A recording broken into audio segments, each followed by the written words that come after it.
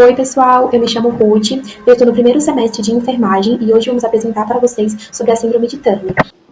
Bom, pessoal, mas o que realmente acontece na síndrome de Turner? Ela é uma condição genética que afeta os cromossomos.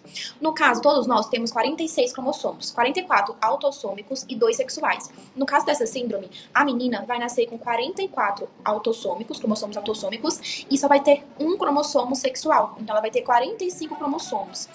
Afeta 1 a cada 2.500 nascimentos femininos. Bom, gente, como descobriram essa síndrome? Ela foi descrita pela primeira vez em 1938 pelo médico endocrinologista americano Dr. Henry Turner. Ele observou no feto um conjunto de características semelhantes. Como não existia ainda o conhecimento genético necessário, ele não sabia a causa, mas acreditou que era uma condição única. Somente em 1959, com o avanço da fitogenética, foi possível entender a origem genética da síndrome. Charles Pond e sua equipe analisaram um cariótipo de uma paciente que apresentava as mesmas características clínicas descritas por Turner. Eles descobriram que essa paciente tinha apenas 45 cromossomos, em vez de 46. Esse achado foi revolucionário, pois a síndrome de Turner se tornou uma das primeiras condições humanas ligada diretamente a uma alteração cromossômica. Olá, me chamo Luana e vou falar um pouco sobre os sintomas da síndrome de Turner. A paciente com síndrome de Turner vai apresentar baixa estatura, porque o cromossomo X ele contém a informação genética que é responsável pelo crescimento dos ossos, então é um sintoma bem presente. Ela vai apresentar infertilidade, realmente o cromossomo X é um cromossomo sexual responsável ali pelo desenvolvimento de todos os órgãos sexuais da mulher, então por ter ali falta de informações genéticas para essa área, essa paciente não vai desenvolver, ela vai ter ali realmente órgãos sexuais infantilizados e se não é feito o tratamento correto com hormônios que ela não consegue produzir por conta própria, ela vai realmente ter essa infertilidade e mesmo com o tratamento é muito difícil que as mulheres consigam ter filhos por conta própria, então ela vai apresentar também malformações no coração que precisam ser acompanhadas e diversos outros sintomas por conta de informações genéticas que vão faltar nessa paciente devido à falta do cromossomo X. Então aqui nós podemos ver as doenças associadas à síndrome. Devido à falta das informações genéticas no cromossomo X, essa paciente pode ter malformações renais, oftálmicas e em várias outras partes do corpo que podem causar essas doenças ali e precisam de fato ser acompanhadas de perto por médicos especialistas. Então essa paciente vai precisar de uma equipe toda de médicos, uma equipe de especialistas para acompanhá-la durante toda a vida. O diagnóstico pode ser feito no pré-natal, ali no exame morfológico, pode ser identificada alguma alteração e durante a investigação pode ser constatada a síndrome de Turner. No nascimento, essa paciente pode vir também com mãos e pés inchados e também durante a infância e adolescência pode ser diagnosticado por meio da baixa estatura, então pode-se notar que essa paciente vai ter uma altura menor comparada a outras crianças da mesma idade e o exame que pode confirmar esse diagnóstico é o cariótipo, que vai ali quantificar todos os cromossomos dessa paciente. Oi, meu nome é Rafaela, estou no primeiro período de enfermagem e vou falar agora sobre a conduta clínica e tratamento. A conduta clínica é a partir de um exame de cariótipo para poder saber se a pessoa realmente tem a síndrome. E diante disso vem a questão do tratamento, com endocrinologista, cardiologista, até porque afeta tanto o coração como os hormônios também. Nessa imagem que a gente pode ver uma menina que tem a síndrome, que tem o pescoço alongado, a estatura. Então, dá para perceber que ela sim tem uma síndrome de Turner. E aí, a partir de alguns diagnósticos, de alguns exames com profissionais especializados, a gente pode saber realmente se a pessoa possui ou não para fazer o tratamento adequado. Eu vou falar agora sobre os mitos e verdades que tem diante da síndrome de Turner.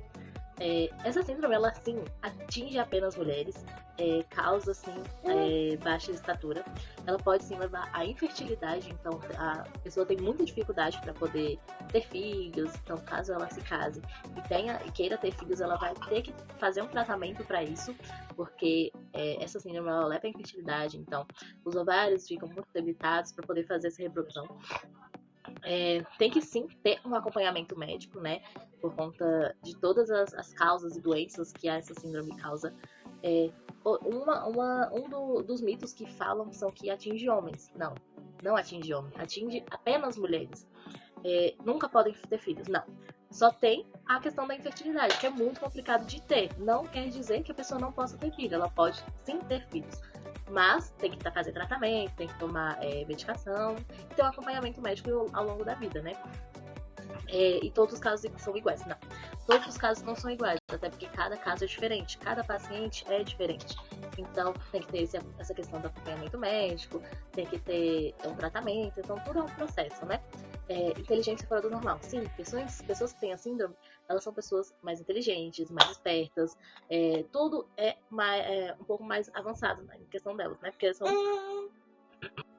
Hoje nós trouxemos a história da Camila como inspiração. Ela é portadora da síndrome de Turner e foi diagnosticada ainda na infância. Os pais dela começaram a perceber que ela não tinha um crescimento adequado comparado a outras crianças da mesma idade e tiveram uma dificuldade em encontrar esse diagnóstico porque os médicos falavam que era algo normal, que ela tivesse uma baixa estatura, por conta dos pais dela também terem uma baixa estatura, mas eles não desistiram, o que possibilitou com que ela tivesse o diagnóstico e o devido tratamento e conseguisse ter uma vida adulta normal, conseguisse ter filhos. Ela tem 2 filhos e foi importante o tratamento no caso dela e ela conseguiu ter filhos porque ela é a portadora do mosaicismo da doença. É uma variante em que a paciente não tem a perca total do cromossomo X, e sim uma perca parcial. Então, isso possibilitou com que ela tivesse ter filhos, porque para muitas pacientes é muito difícil, mesmo com o tratamento, que tenham filhos. A expectativa de vida com mulheres com essa síndrome pode ser um pouco menor que a da população em geral, né? Principalmente devido a complicações cardiovasculares, metabólicas e endócrinas por conta das doenças que acabam ocorrendo, igual a minha colega anterior falou. Essas doenças também ocorrem também com a hipertensão, malformações congênitas, e também dão mais a risco de diabetes. Estima também que a redução é de 10 a 15 anos para essas pessoas. No entanto, com os avanços que vem acontecendo, né, atualmente, ao longo dos anos também, tem mudado essa estimativa.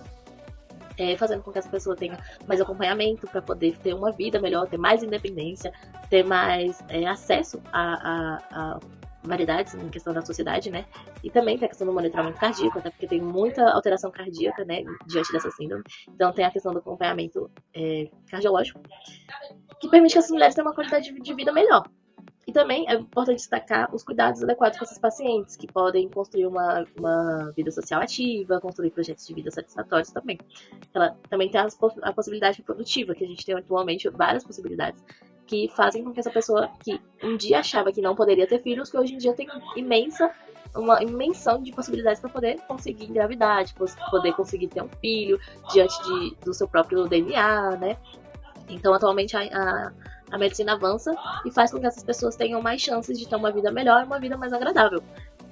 O importante, a gente só tem que ter atenção também na expectativa atual, que é bastante positiva, que é a síndrome de Turner não impede uma vida plena, né? Então a gente tem que ter atenção nisso, porque a mesma pessoa tendo várias possibilidades, tendo várias questões que ajudam ela, mas não é sempre que vai ser agradável, até porque a síndrome tem seus pontos negativos, mas para ela sempre ter uma vida boa, uma perspectiva melhor, sempre tem que ter esse acompanhamento médico, esse acompanhamento adequado, né, para essa pessoa poder viver melhor com a família, com todos ao seu redor.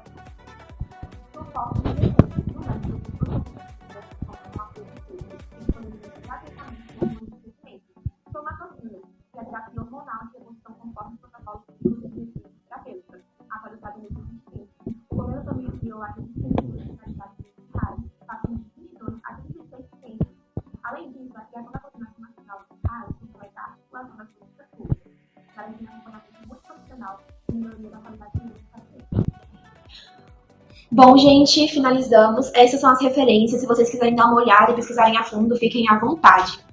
Espero que vocês tenham gostado. Curtem, compartilhem e comentem bastante. E espero que vocês tenham entendido bem o conteúdo.